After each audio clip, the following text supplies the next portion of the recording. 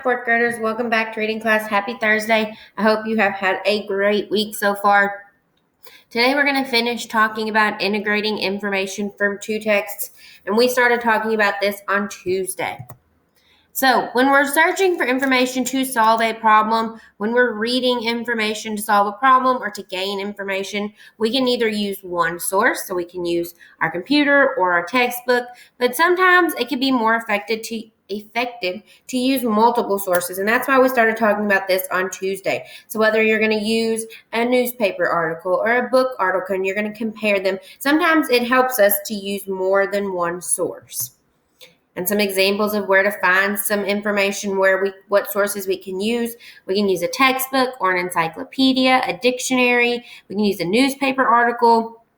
Sometimes a map or an atlas can help us find information, or sometimes an article in a magazine can help us. So why is it important that we would use more than one source to find information? So we can use multiple sources to find a lot of different facts to help us answer questions, because if we're only using one news source, sometimes we may not find as much information. And if we use multiple sources, we're going to be less likely to gather false information. So we can kind of double check ourselves when we use multiple sources. On Monday, we talked about that when we are using those multiple sources, we're going to compare and contrast them. So we're going to look at how are the things in the articles or the different sources the same, and how are they different? So how are their illustrations the same? How are their descriptions the same? How are their procedures, their information, or their point of view the same? Or how are all of those things different? And what is that telling me? When we talked on Tuesday, we talked about, well, how are we going to do this? So we said we could number our passages. And we said right now, while we're doing everything on the computer, we don't really have to worry about numbering our passages, because when you open up your slideshows every day, they are already numbered for you. But if we were going to do this and we were going to look through newspaper articles and look through textbooks and encyclopedias, sometimes we might make copies of them and number them so we could keep them straight. We're going to determine the topic. What is the article about? What is that source about? What is the author trying to tell me? We're going to think about the author's purpose. Why are they writing this piece? Are they trying to inform me? Are they trying to persuade me? We're going to look for ideas in all of our sources that are the same. So what are those key points that keep coming up in all of our articles or all of our sources? And we're going to look for ideas that are different. What does one source have that the other doesn't? And then just like on Tuesday, like we did together and like you did in your Google Classroom, we're going to make a chart to sort our thoughts.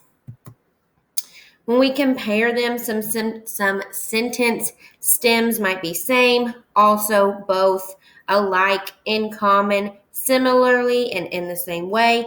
And when we contrast those sources, some sentence stems, it's a tongue twister, might be different, although, but, unlike, on the other hand, however, and differ. So as we are writing that down, those are some sentence stems that we could use. On Tuesday, we read an article about fossil fuels and an article about renewable energy, and we made our chart about how are they the same and how are they different. So we talked about, what did the text tell me just about fossil fuels, and what did the text tell me just about renewable energy, and then what did they both have in common? Why would I read those two pieces together? So before I show you your assignment for today, we are going to watch a quick video.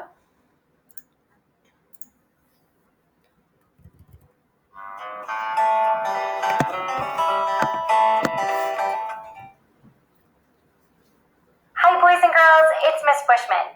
Today we are going to work on a strategy to help us become better readers when we read nonfiction. Have you ever wanted to learn more about something that you're interested in? Well, if you want to learn more about a certain topic, good readers read multiple pieces of text or articles in order to speak or write knowledgeably about that topic. Do you know the animal in this picture? It is a giant panda. I really love animals, and I really want to learn more about this endangered animal. In order to learn about giant pandas, I'm going to read 2 articles and gather important pieces of information.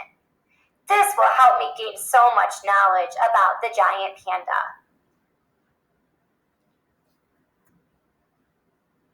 While I read, I'm going to use this graphic organizer to help me organize my thoughts about the two different articles.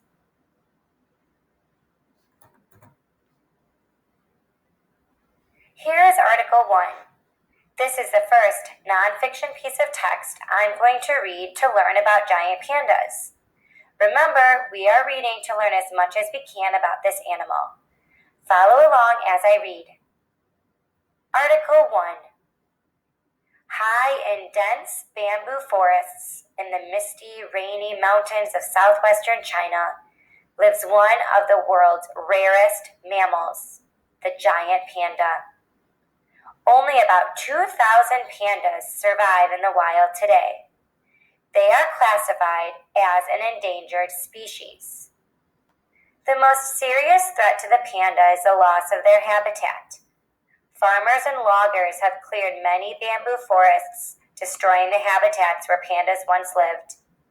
Since pandas eat almost nothing but bamboo shoots and leaves, destroying these forests has caused the panda's food source to disappear.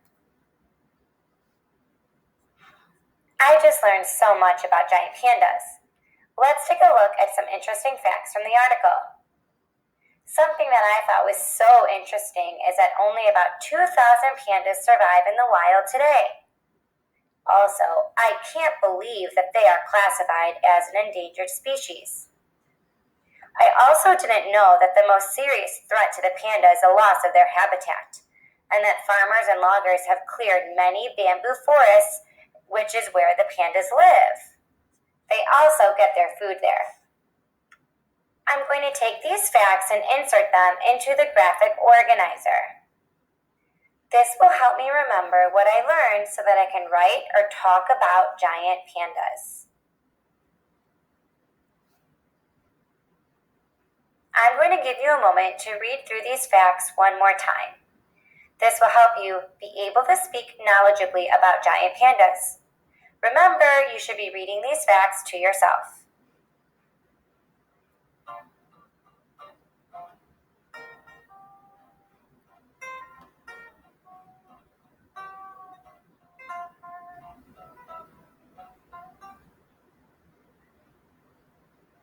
Now I'm going to read the second article about pandas.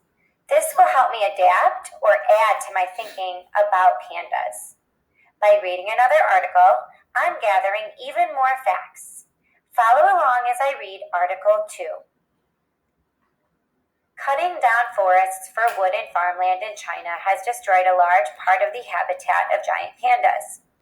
China's government has tried to protect the pandas by creating bamboo-rich nature reserves for them. About 900 pandas are living in these reserves today.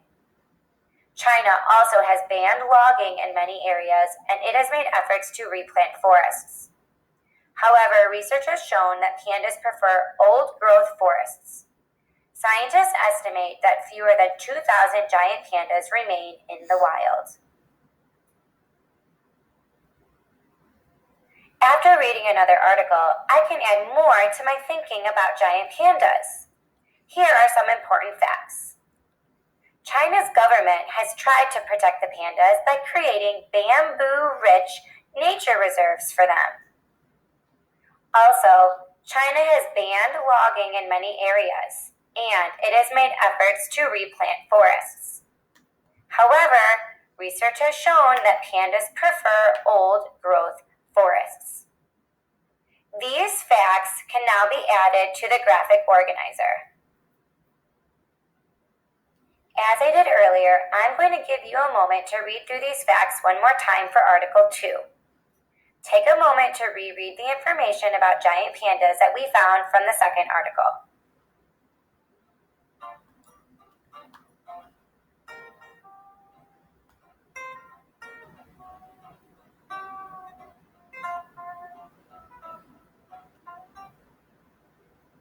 Now that I've learned all about the giant panda and have gathered my information in the graphic organizer, I can use this organizer to share all that I've learned. I can write sentences or even tell my friends all about this endangered animal.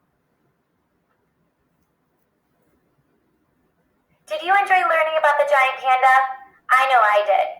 So readers, next time you read about a topic that interests you, make sure to gather important pieces of information so that you can share what you learned and speak knowledgeably about the topic. Okay.